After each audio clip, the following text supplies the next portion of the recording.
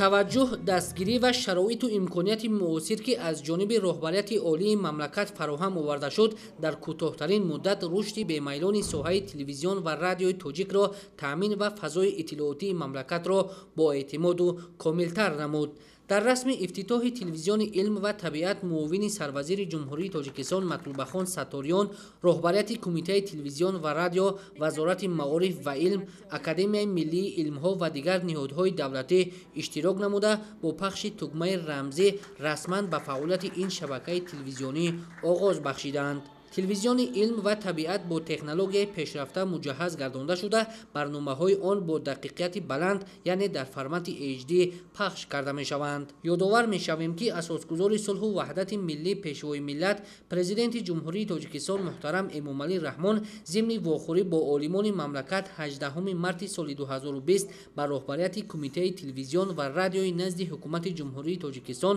супориш дода буданд ки шабакаи нави телевизиониро бо номи илм ва табиат таъсис диҳанд ва дар ин шабака таълими фанҳои табиӣ, дақиқ, риёзӣ, техникӣ ва технологиро ба роҳ монда бо ин мақсад омӯзгорони ботаҷриба ва донишмандони соҳаро ҷалб намояд ва дар барномаҳои ҳаррӯзаи ин шабака дастовардҳои илми ватанию ҷаҳонӣ ва ихтирооти инноватсиониро муаррифӣ созад. дар ин замина ҳукумати ҷумҳурии Тоҷикистон аз 25 августи соли 2020 дар бораи таъсиси муассисаи давлатии телевизиони илм ва табиат қарор қабул намуд ки тибқи он оиннома ва сохтори муассисаи мазкур тасдиқ карда шуд. тибқи иттилоъ дар телевизиони илм ва табиат қариб 90 воҳиди корӣ таъсис дода шудааст. дар шабакаи нави телевизионӣ хабару гузоришҳо ва барномаҳо бо забонҳои тоҷикӣ ва хориҷӣ 24 соат дар як шабонарӯз пахш карда мешаванд.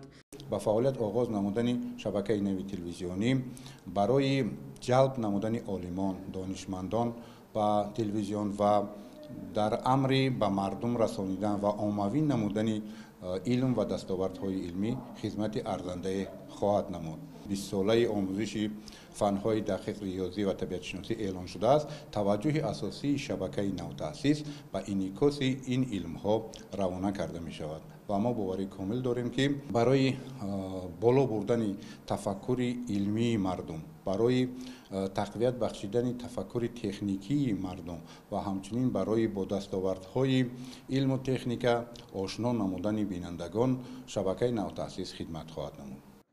дар телевизиони илм ва табиат хабару гузориш ва барномаҳо оид ба дастоварду муваффақиятҳои илмии олимон дар бахшҳои гуногун аз ҷумла ихтироъкории олимони ҷавон, олами ҳайвоноту наботот, манзараҳои дилфиреб ва кӯҳҳои осмонбуси Тоҷикистон омода карда шуда манзури бинандагон гардонда мешавад.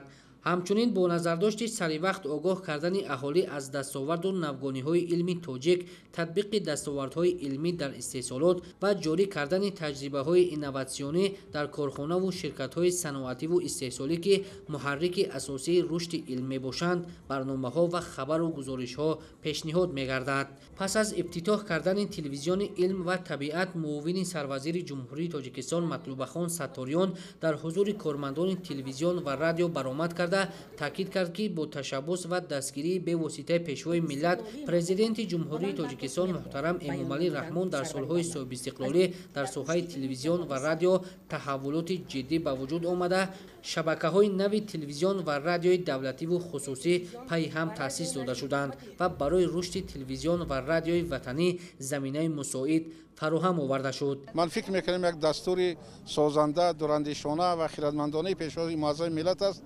дар роҳи амалисозии 20 солаи рушди илмҳои табиатшиносӣ, дақиқ ва риёзӣ амалӣ гардид ва шабакаи илм ва табиат таъсис ёфт. ин шабака метавонад дар рушди тафаккури техникӣ, дар бевосита тавсеаи ҷаҳонбинии илмӣ дар ҷомеаи тоҷикистонӣ, дар мавриди татбиқи ин ба истеҳсолот, дар мавриди шинохти чеҳраҳои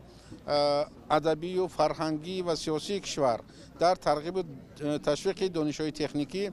тарғибу ташвиқи навоварӣ ихтироъкорӣ дар байни тамоми табақаҳои кишвар саҳми арзанда мегузорад. яке аз роҳнамоиҳои асосӣ барои кормандони муассисаи давлатии телевизиони илм ва табиат мебошад. саҳми шабакаи мазкур дар доираи ин иқдоми наҷиби сарвари давлат дар рушди тафаккури техникӣ ва тавсияи ҷаҳонбинии илмии ҷомеа ниҳоят назаррас хоҳад буд. аз ин пас муассисаи давлатии телевизиони илм ва табиат дар қатори дигар шабакаҳои телевизионӣ дар таъмини рушди соҳа, тарғиби дастовардҳои даврони соҳибистиқлолии мамлакат, баланд бардоштани сатҳи худшиносию худогоҳии шаҳрвандон, ҳифзи арзишҳои миллӣ, таҳкими сулҳу субот, ваҳдату ягонагӣ ва истиқлоли давлатӣ саҳми муносиб хоҳад гузошт. нуриддини Қурбон, Баҳодури Истам барои барномаи ахбор.